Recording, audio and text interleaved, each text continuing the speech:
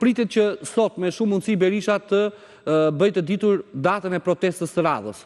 Duke u nisur nga protesta e parë. Jo, nuk më intereson fare. Ato protestat e Berishës u bëm 13 vjet, nuk janë lajme ato, nuk janë ngjarje. Do dalë atje, do shaj prapë dhe do gjuaj me gur, kujt i duhet ajo.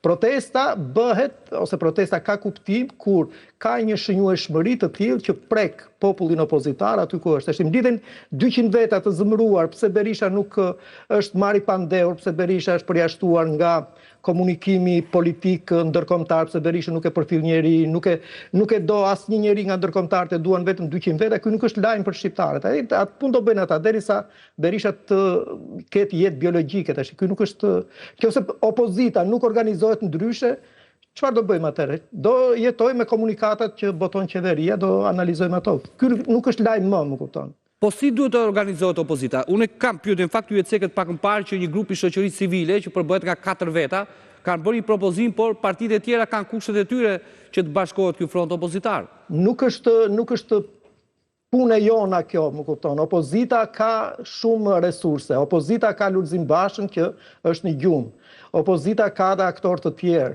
Opozita ka shoqërinë civile e cila nga mëngjesi deri në darkë po t'i hapësh rrjetet sociale, shan me libër shtëpie qeverinë Edi Ramën, por nuk gjen forca të organizohet në një front opozitar dhe të bëjë një zgjidhje tjetër. Kur vjen puna pastaj për t'u përfaqësuar, fshihen të gjithë pas Berishës. Kjo është krizë e shoqërisë sonë. Jemi 2.200.000 veta, nuk kemi fuqi të prodhojmë ide.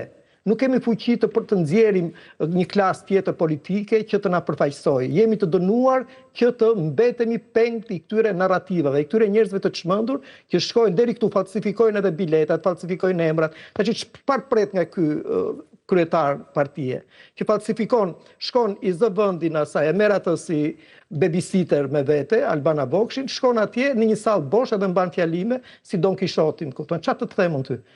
Dhe shoqëria shqiptare rri vëzhgon, pastaj nga ana tjetër ke një lumë me akuza, me vrejtje, me çfarë të duash ti, dhe shoqëria shqiptare është e gjendur tash në këtë kaos.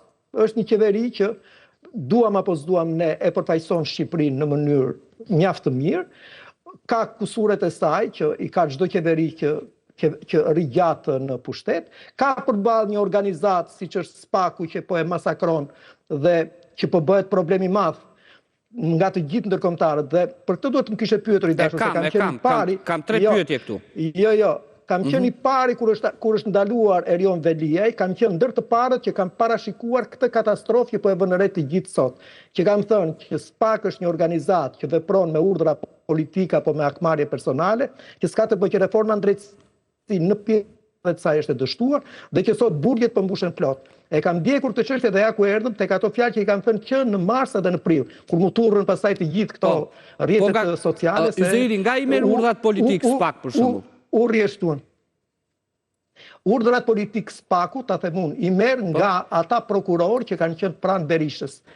Ka lajme të vërteta dhe për lidhjet që ka ky Preçi, ky Dritani me një prokuror, një nga prokurorët, Dritan Prençi, me një nga prokurorët që ka qenë pranë PD-s, ai që i jepte PD-s ato tabulate telefonik për zgjedhjet e bisedat për zgjedhjet atë kohë.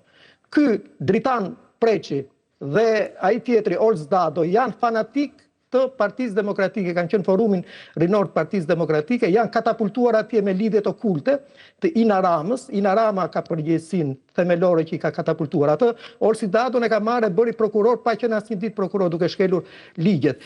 Këtë tjetrin, këtë Prençin, po ashtu edhe ky është ai që na bëri namen me Sajmir Tahirin, edhe në fund fare na doli që Sajmir Tahiri u dënua për shpërdorim detyre.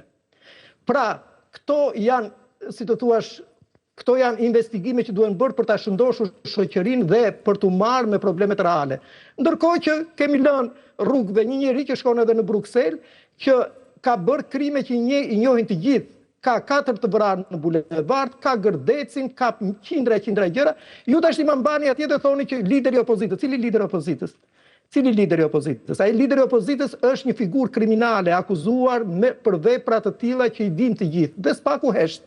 Dhe këtu kemi arritur në atë gjendje që thoshte me të drejtë Ylli Manjani, që reforma në drejtësi është bërë e tillë që i ka ndarë pushtetet në mënyrë të tillë që ata nuk takojnë askund dhe ka prishur atë që quhet check balance. Askush nuk mund të